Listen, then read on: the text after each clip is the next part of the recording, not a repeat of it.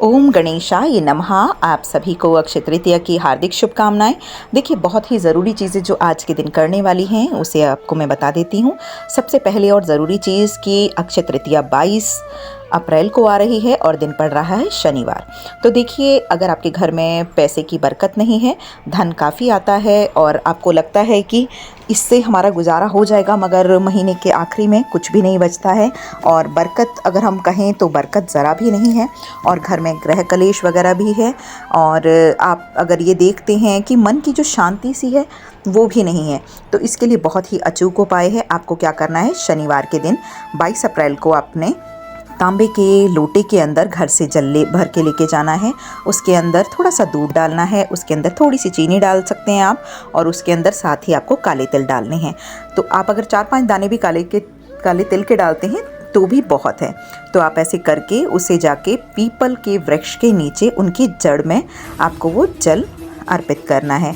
ऐसा करने से आपके पितृ संतुष्ट हो जाएंगे और माना जाता है कि अन्न धन संतान जो है तीनों ही हमारे पितरों की देन होती हैं, और यदि हमारे पितृ तृप्त होते हैं तो हमें तीनों से ही परिपूर्ण रखते हैं। तो आपको ये जल जाके दे देना है केले उसकी पीपल की जड़ में, और वहाँ पे दीपक जला के आपको प्रार्थना करनी है कि हमारे पितृ हमेशा ही हमसे संतुष्ट रहें और हमारे पितरों को गति प्राप्त हो।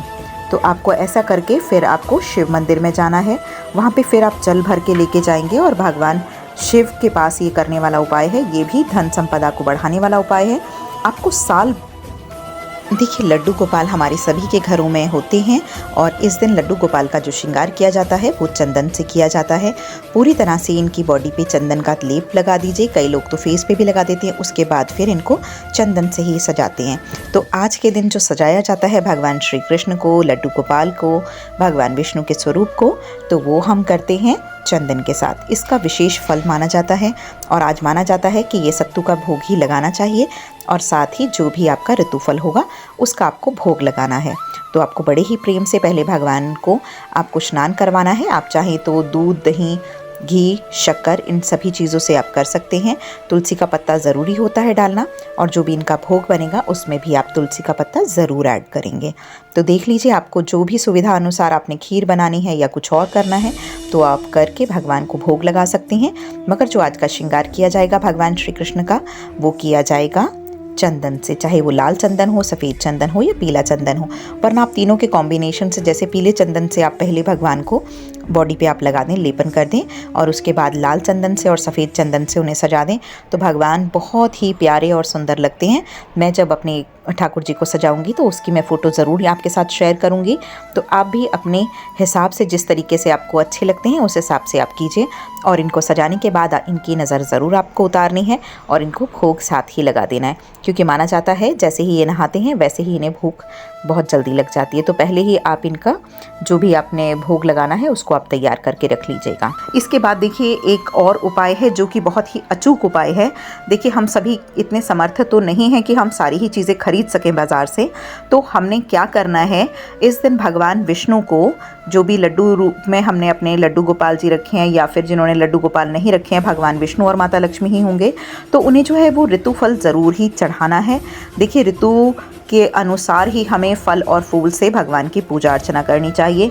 फूल समर्पित कीजिए, फल आजकल वो आ चुका है, खरबूजा आ चुका है, और इस दिन ना सत्तू को दान करने का और भगवान को भोग लगाने का बहुत बड़ा महत्व माना जाता है। तो ये आपने काम ज़रूर करना है। आपने सत्तू लेके आना है बाज़ार से रेडीमेड बना हुआ, और वही भगवान को समर्पित करना है। ठीक है, उसके बाद आपको क्या करना है, अब देखिए अक्षय तृतीया पे क्या क्या चीज़ जो है ज़रूरी खरीदनी है, वो कैसे खरीद सकते हैं।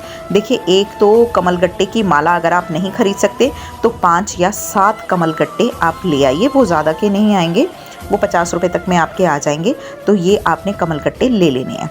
ठीक है, इनको एक कटोरी में रख लीजिए, और आपने क्या करना है, एक तरफ आपने 7 हल्दी की गांठें ले लेनी है, वो भी आप खरीद के लाएंगे इसी दिन। और एक कटोरी में आपने क्या करना है, पीली सरसों खरीद लेनी है। ठीक है, वो भी आप खरीद लेंगे, और आपने एक इत्र खरीद लेना है।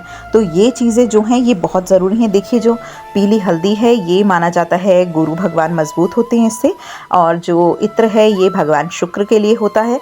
जितने भी हमारे को सुख संपदा प्राप्त होती है ये सारी जो है वो शुक्रदेव हमें प्रदान करते हैं।